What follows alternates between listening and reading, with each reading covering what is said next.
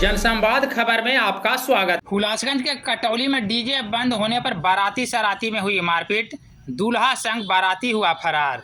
दरअसल मामला हुलासगंज थाना क्षेत्र के कटौली गांव का है, जहां खुदौरी टोला नदी पर टोले से आई बारात में डीजे के धुन पर नाचने के दौरान उत्पन्न विवाद में बाराती सराती में जमकर मारपीट हो गई। मारपीट से नाराज दूल्हा बाराती संग फरार हो गया, जिसके बाद मामले की सूचना पुलिस को दी गई। बाद में पुलिस दोनों पक्षों को बुलाकर समझौता कर शादी रजामंदी से हुलासगंज के दुर्गा मंदिर पर कराने की बात पर सहमति बनी। दरअसल बारात में एकाएक डीजे बंद हो जाने के कारण बाराती सराती के लोग आपस में भिड़ गए थे, जिसके बाद यह हालात उत्पन्न हुआ। बाद में पुलिस के मौजूदगी से हुलासगंज के दुर्गा मंदिर में दोनों पक्ष का विवाह संपन्न हुआ।